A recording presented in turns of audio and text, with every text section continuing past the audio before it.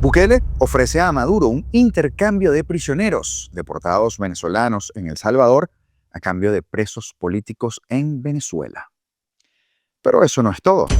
En Colombia, un juzgado de Barranquilla le mete un zarpazo millonario a Alex Saab, ese testaferro estrella de Maduro, convertido en ministro de Comercio. Sus empresas en el vecino país están bajo embargo, pero no solo lo afecta a él, el cerco se cierra. Y al paso del reto de Bukele, salta a la información el fiscal del Photoshop, Tarek William Saab, que no desaprovecha una oportunidad para dar declaraciones y ruedas de prensa o para hacerse notar de algún modo. Falta de atención, que se le dice.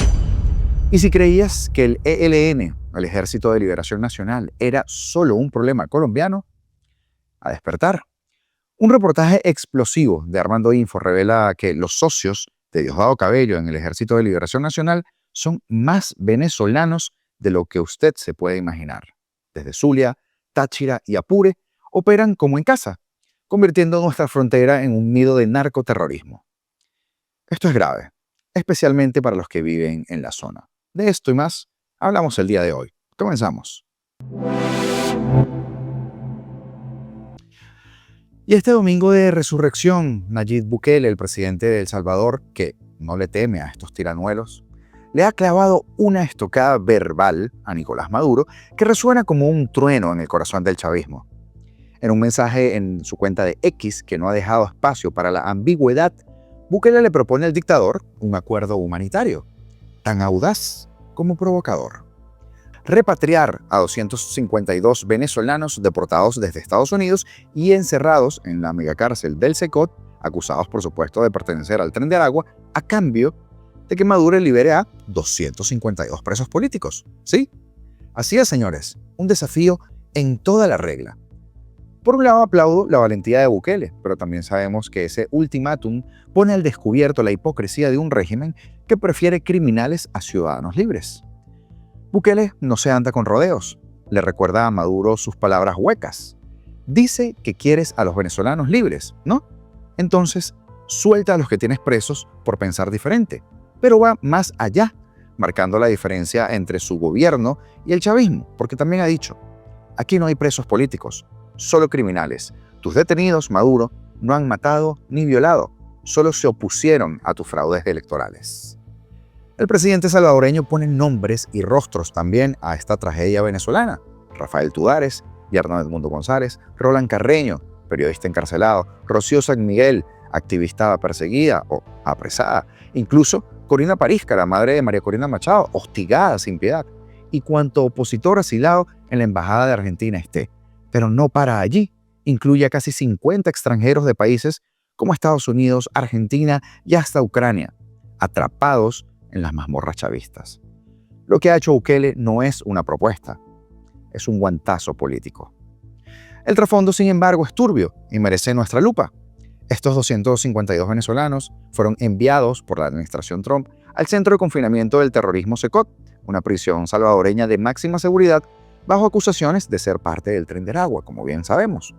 Una banda que, por supuesto, pese a lo que digan los departamentos de inteligencia, el régimen de Maduro ha usado como una excusa para justificar su represión. Pero reza esa famosa frase, algo huele mal en Dinamarca. Como les comenté en programas anteriores, un reportaje de Bloomberg dice que el 90% de estos hombres no tienen antecedentes penales en los Estados Unidos. ¿Es esto una operación legítima contra el crimen o una cacería indiscriminada de migrantes para complacer a Trump? Bukele con su mano dura asegura que sus detenidos son asesinos y violadores, pero la falta de pruebas concretas levanta las cejas. Y es que mientras tanto, Maduro ha convertido a Venezuela en un narcoestado donde opera el cártel de los soles con impunidad y tiene el descaro de callar de esto. Desde mi perspectiva, Bukele merece un aplauso por poner a Maduro contra las cuerdas metafóricamente. Su propuesta no solo expone la doble moral del chavismo, que llora por sus compatriotas mientras encarcela a inocentes, sino que desafía al régimen y ha mostrado un mínimo de humanidad. Pero seamos realistas, Maduro no aceptará. Liberar a 252 presos políticos, incluidos nombres que simbolizan la resistencia como Tudares o San Miguel, sería admitir una derrota moral y que de por sí son presos políticos. El chavismo prefiere mantener a Venezuela como una cárcel a cielo abierto, antes que ceder un centímetro.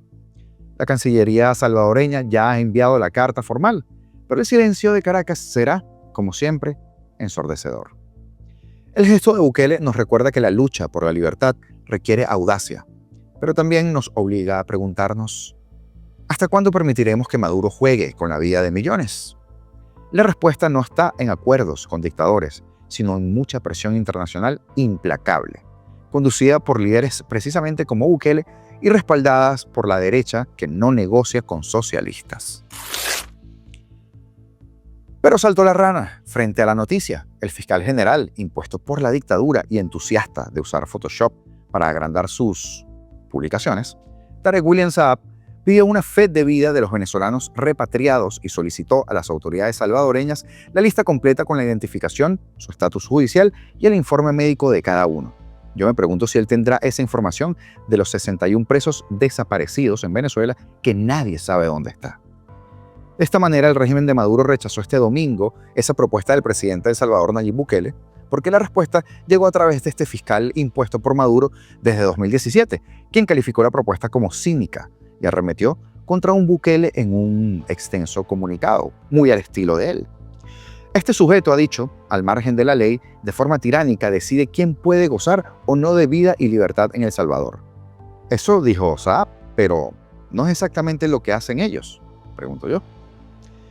Al tiempo que también aseguró que el mensaje de Bukele demuestra que estos ciudadanos están secuestrados a disposición unilateral del mandatario salvadoreño. Se parece a Venezuela, Tarek. Vaya, qué coincidencia, ¿eh? El fiscal chavista pidió una fe de vida de estos migrantes y solicitó a las autoridades salvadoreñas la lista completa con la identificación, el estatus, el informe judicial y el informe médico de cada una de estas personas. Pese a las múltiples denuncias de organismos como Amnistía Internacional, Human Rights Watch y la Misión Internacional Independiente de la ONU sobre Venezuela, el fiscal Saab volvió a negar la existencia de presos políticos en el país. Y mire usted quién habla de cinismo, argumentando que los detenidos enfrentan causas por delitos comunes o conspiración. Afirmó además que el tratamiento dado a los venezolanos deportados por Estados Unidos y recluidos en El Salvador constituye una grave violación del derecho internacional y de los derechos humanos y también constituye un crimen de lesa humanidad que imita a las repugnantes prácticas nazis de mitad del siglo XX, pero si no hay nada más nazi que ellos. En el otro tramo del comunicado, Saab acusó al presidente salvadoreño de usar el Centro de Confinamiento de Terrorismo, CECOT, como un lugar de desaparición forzada de inocentes de nacionalidad venezolana y afirmó que utiliza a los migrantes para recibir a cambio sus sumas millonarias de dinero. ¿Y qué no es esto lo que se hace en el helicoide? ¿O en el SEBIN? ¿O en la tumba? Bueno. Tarek indicó que enviará comunicaciones oficiales tanto a la Fiscalía General como a la Corte Suprema de Justicia de El Salvador exigiendo información sobre los delitos imputados a los venezolanos detenidos, así como detalles de su acceso a asistencia legal y si han podido comunicarse con sus familias. Por cierto, Tarek, ¿se ha podido comunicar con su familia Rafael Tudares? Perdón, estamos en otra noticia. Esto mientras organismos internacionales han documentado casos de torturas, detenciones arbitrarias y desapariciones forzadas como parte de la política sistemática de represión de él mismo a órdenes de Maduro. La Corte Penal Internacional mantiene abierta una investigación sobre presuntos crímenes de lesa humanidad cometidos por funcionarios del régimen, en donde el primer responsable eres tú, Tarek. Eres tú. Y unas de cal y otras de arena, pero para Alex Saab, el todopoderoso ministro de Industria y Producción Nacional en el régimen de Nicolás Maduro en Venezuela, creía que no tenía deudas con la justicia colombiana, pero un juzgado de su natal Barranquilla emitió una decisión que sacudirá su bolsillo. En un auto conocido por el medio de comunicación Semana, el juzgado segundo civil del circuito de ejecución de sentencias ordenó medidas cautelares en medio de una compleja demanda presentada por un banco en contra de dos empresas en las cuales Alex Saab figura como su representante. La medida también toca a la esposa de Alex Saab, la empresaria venezolana Cintia Eugenia Certain Ospina, quien fungía como subgerente. De esta forma, se ordenó el decreto y embargo de las sumas de dineros que tengan o llegaren a tener los demandados Santex S.A., Jacadi de Colombia, Alex Naim Saab Morán y Cintia Eugenia Certaín Ospina. En la resolución, el juzgado fijó el monto de dinero que se podrá embargar en cada una de las cuentas y la forma en cómo deberían realizarse ese trámite o de cómo debería realizarse ese trámite. Limítese la medida cautelar en la suma de 831.249.994 pesos con 5 centavos, correspondiente al valor de la liquidación del crédito, resalta la decisión. El juzgado ordenó que este dinero deberá ser depositado en la cuenta del Banco Agrario de Colombia. También ha dicho, adviértase que dicha medida deberá ser inscrita siempre y cuando sean montos legalmente embargables y estos no excedan los límites de inembargabilidad conforme al decreto 564 de 1996 y las normas concordantes, añadió el fallo. En mayo de 2024, el empresario Saab, fue absuelto en el fallo de primera instancia por los delitos de concierto para delinquir, enriquecimiento ilícito de particulares, estafa agravada, exportación o importación ficticia y el más grave, lavado de activos. Todo una joya el ministro. Frente a este fallo, el ente de investigación anunció que presentará un recurso de apelación asegurando que hay pruebas suficientes que demuestran que Saab estuvo detrás de la creación de cuentas y empresas del sector textil fachadas para mover grandes sumas de dinero. Con estas acciones, las empresas de Saab registraron un incremento del poquito margen, 923%. Para exportar, necesitaba contar con la capacidad para poder haber generado los insumos para la exportación, pues con mayor razón le demandaba realizarse ese análisis, o por lo menos apreciar el análisis realizado por la Fiscalía, acogiéndolo o sobreestimándolo, pero sobre la base de reales pruebas relacionadas con lo debatido. A finales de enero de 2025, ahorita, un juez ordenó a la Sociedad de Activos Especiales SAE la entrega de la mansión que construyó Saab en el norte de Barranquilla y que fue embargada por la Fiscalía General en 2021 en medio de un proceso penal.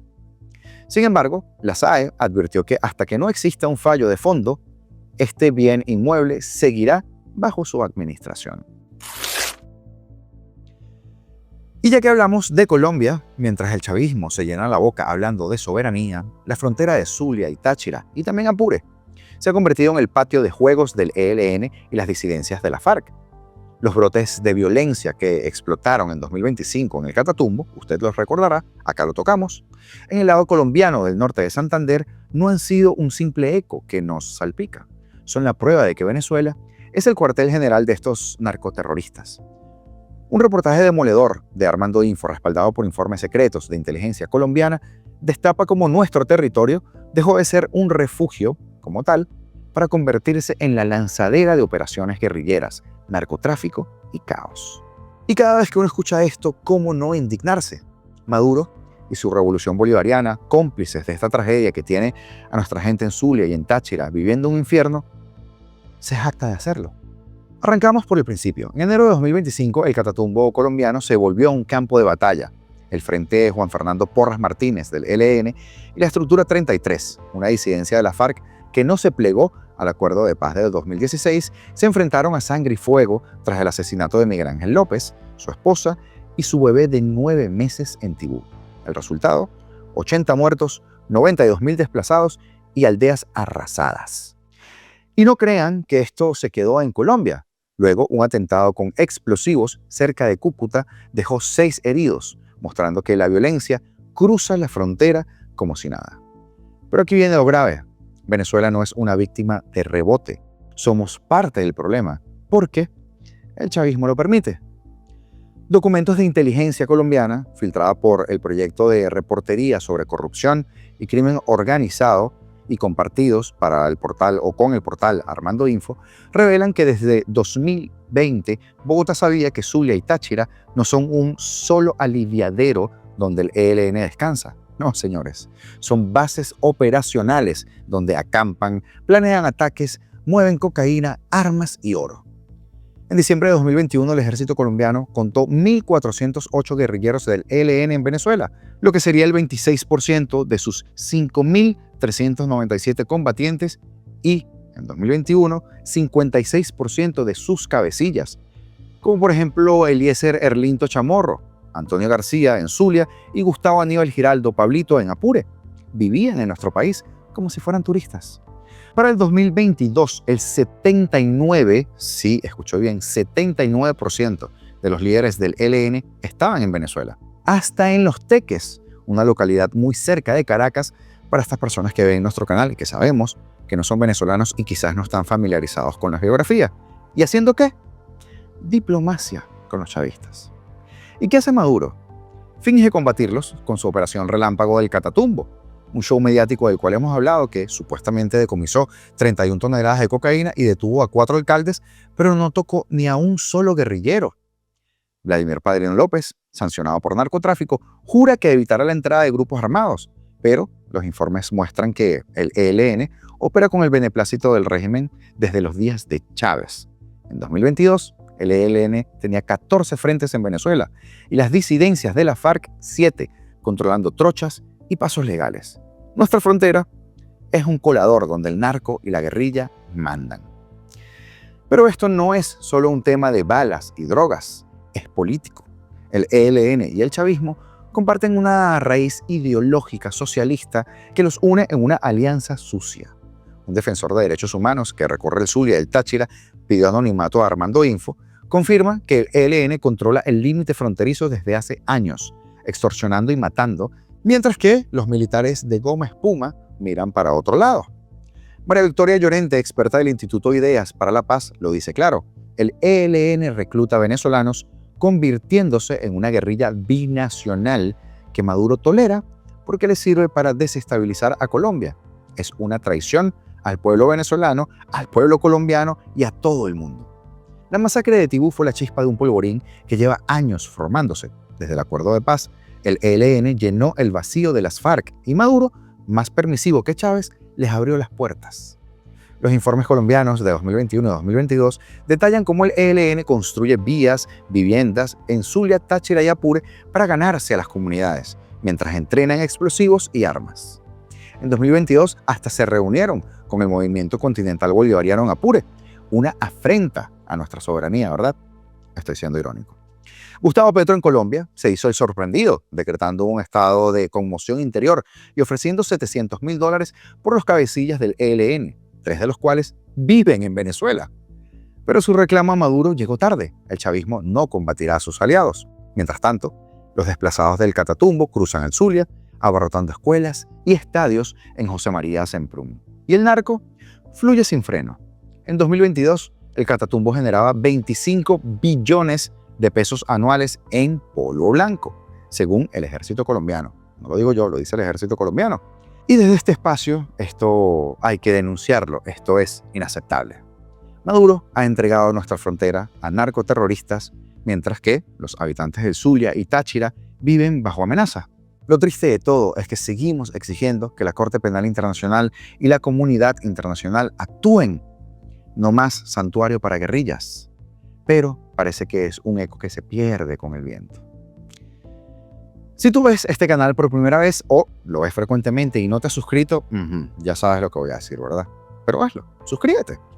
Este es un buen momento para hacerlo. Ayúdanos a seguir creciendo día a día para llevarte estos pequeños análisis y la información a tu televisor, tu móvil, tu pantalla, tu tableta. Además, si de verdad te gustó, dale like, comenta y comparte porque eso hará que crezcamos y juntos somos más fuertes. Y mientras más seamos, mientras esta plataforma sea más grande, más fácil será que todos nos escuchen. Y será hasta mañana, donde seguiremos con el compromiso firme, como todos los días, de llevarle la información. Porque no hay otra forma de vivir. O se es libre o nada, ¿verdad? Esto es